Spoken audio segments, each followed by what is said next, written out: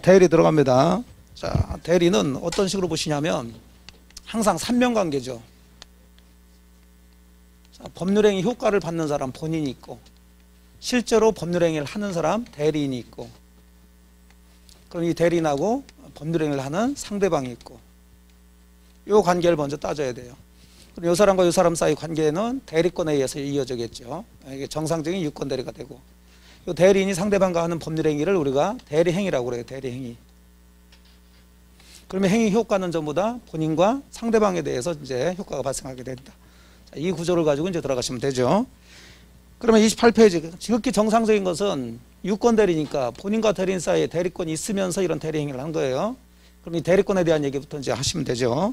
28페이지 제1절에서 대리권부터 보시면 뭐 대리에서 가장 기초적으로 문제 나오는 거예요.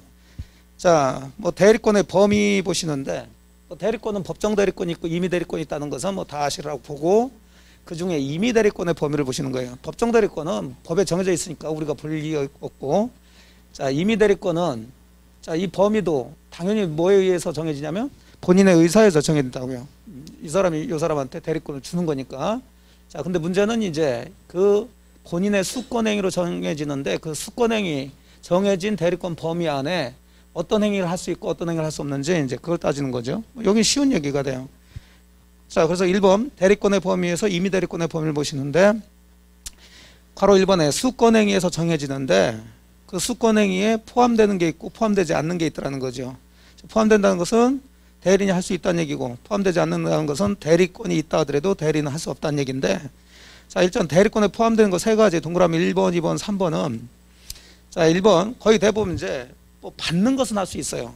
그러니까 임의 대리권에는 수동 대리권도 포함된다고 보죠. 일반적으로 수동 대리권이라는 것은 상대방의 의사표시를 받는 겁니다. 그거 당연히 할 수 있죠.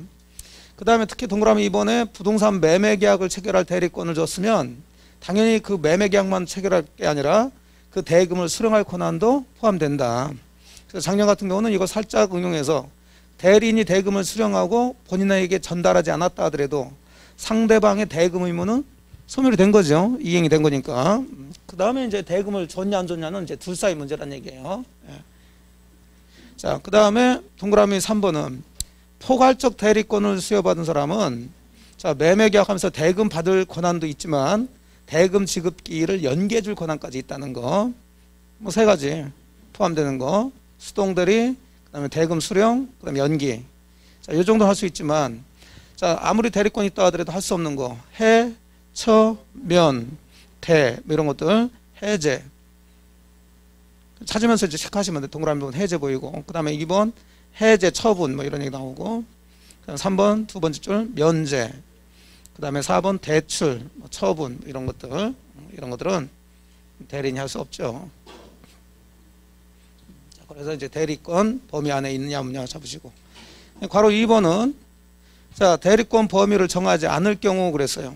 자, 지금 좀 전에 위에 보셨던 것은 본인이 여러분이 저한테 대리권을 줍니다. 여러분 본인이고 제가 대리인이에요. 그럼 당연히 여러분은 대리권만 주는 게 아니라 뭐 하라고 정해놓으면서 대리권 줄 거란 말이죠.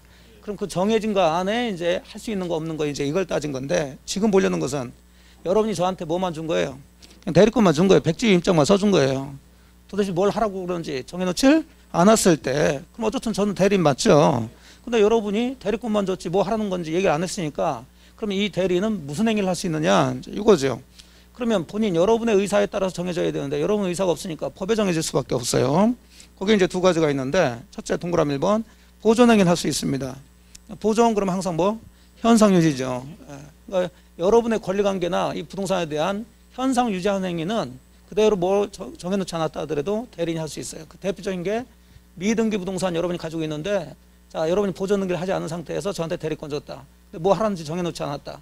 그럼 여러분의 허락받지 않더라도 저는 여러분의 미등기 부동산에 보존 등기를 할 수가 있어요. 보존 등기 했다고 해서 처분되는 건 아니니까 대표적으로 보존 등기 대표적인 게 미등기 부동산의 보존 등기죠. 그 다음에 조금 뭐 깊이 들어가면 여러분의 권리가 있는데 여러분이 행사를 하지 않다 보니까 거의 소멸시에 걸려. 여러분이 다른 사람한테 좀 돈 받을 게 있는데 그게 보니까는 한 10년이면 없어지는데 거의 10년 다 됐다는 얘기죠. 그런데 여러분은 그 권리를 행사하지 않고 있더라는 거죠. 그럼 조금만 있으면 여러분의 채권이 없어진다는 얘기죠. 자, 그러면 제가 여러분이 그거 행사라는 얘기 없이 대리권 줬다 하더라도 상대방에 대해서 그 채권을 행사를 하게 되면 그러면 이제 여러분의 채권의 소멸시효가 뭐가 되냐면 중단이 되니까 권리가 소멸되지 않으니까 현상 유지되는 거죠. 그런 건 할 수 있다는 거예요. 소멸시효 중단이라든지 미등기 부동산에 등기하는 것들. 그 다음에 또 할 수 있는 게 이제 이용 개량하는 행위인데 그래서 보, 이, 개 뭐 이런 식으로 하는데 기초적인 거니까. 근데 왜 그렇게 외우시면 안 되냐면 물론 이제 가장 기본적으로는 보존 등기만 할 수 있다 그러면 틀리죠. 예. 대리권의 범위 정하지 않았으면 이용 개량 행위도 할 수 있는데 차이점도 아셔야 돼요. 이용 개량하는 행위는 무조건 하는 게 아니라 거기 보시면 성질이 변하지 않는 범위 내에서만 할 수 있는 거예요. 자, 이용은 수익을 얻는 거고 개량은 가치를 증대시키는 거예요. 이걸 이제 묶어가지고 이제 관리 행위라고 그러는데 그러니까 그런 기초 개념은 이제 잡으셨다고 보시고 이제 빨리 들어가는 거예요. 근데 다 얘기하고 있어요 지금. 이용하는 행위는 뭐 수익을 얻는 얘기고 개량은 가치를 증대시키는 거예요. 그걸 묶어서 관리 행위라고 그래요. 자, 관리 행위도 할 수 있는데 그 관리 행위는 무조건 다 할 수 있는 게 아니라 성질이 변하지 않는 범위 내에서만 할 수 있다는 거죠. 그래서 거기서는 이제 불가능한 거 두 가지 기억하시면 돼요. 자, 여러분의 예금을 제가 뽑아가지고 여러분이 아무 얘기 없이 저한테 대리권 줬는데 그걸 주식 투자해가지고 수익을 엄청나게 냈어요. 코인 투자했습니다. 요즘 코인 투자 수익을 엄청나게 냈어요.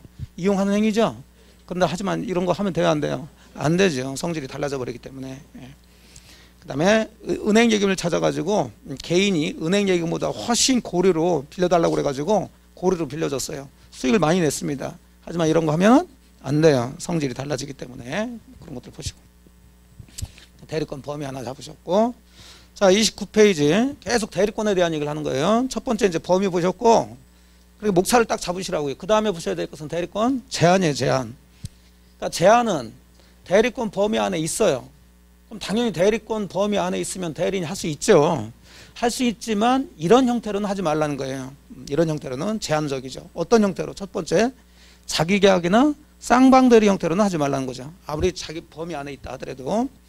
자, 자기계약은 지가 사는 거죠. 여러분이 저보고 여러분의 부동산을 잘 좀 팔아달라고 대리권 줬어요.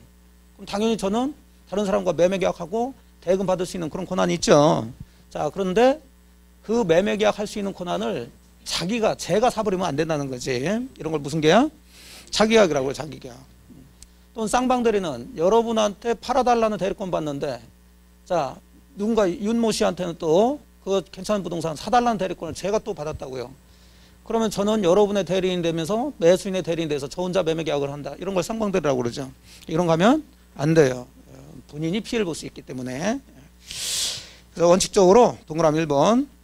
본인의 이익을 해야 할 우려가 있기 때문에 자기계약 쌍방대리는 금지되는데 격번 좀 주의해서 보세요. 하면 안 되는데 그걸 위반해서 제가 했다. 그러면 이건 무권대리 행위가 돼버리는 거예요. 그러니까 완전히 절대적 무효가 되는 게 아니라 무효는 무효인데 나중에 여러분이 그랬어요? 제가 샀어요, 여러분의 부동산을. 여러분이 팔아달라고 그랬는데 근데 여러분이 보니까 괜찮은 것 같아. 추인할 수가 있어요. 추인하면 유효가 될 수 있습니다. 그래서 기업본 보시고. 자, 위반해서 무효가 된 대표적인 판례가 그거죠. 부동산 입찰 절차에서 동일 물건에 관해서 이해관계가 다른 두 사람 이상의 대리인이 된 경우, 쌍방대리죠. 자, 이런 거 하면 안 되는데 이 대리인이 입찰행위까지 해버렸다. 자, 그런 입찰행위는 원칙적으로 무효가 되죠. 쌍방대리 하면 안 되는데 했으니까. 근데 동그라미 2번에 자기계약 쌍방대리가 허용되는 경우가 있어요. 그냥 이런 거 구별을 하시는 거죠. 어느 때 할 수 있고 어느 때 할 수 없느냐. 두 가지 경우인데 첫 번째는 본인의 이익을 해칠 우려가 있어서 하지 말라고 그랬으니까 본인이 괜찮다고 허락을 하면 되죠. 그 다음에 채무이행의 경우는 할 수 있어요. 채무이행은 본인 허락이 없더라도 할 수가 있죠. 왜냐하면 어차피 채무는 이행기 돌아되면 본인이 채무를 이행해야 돼, 안 해야 돼요? 해야지. 그것은 본인한테 피해가 붙는 게 아니에요. 오히려 채무 이행을 도와주는 거니까. 이것은 본인의 허락 없더라도 할 수가 있는데 거기에 해당되는 몇 가지 예를 보면 가장 대표적으로 쌍방대리 할 수 있는 게 등기 신청이죠.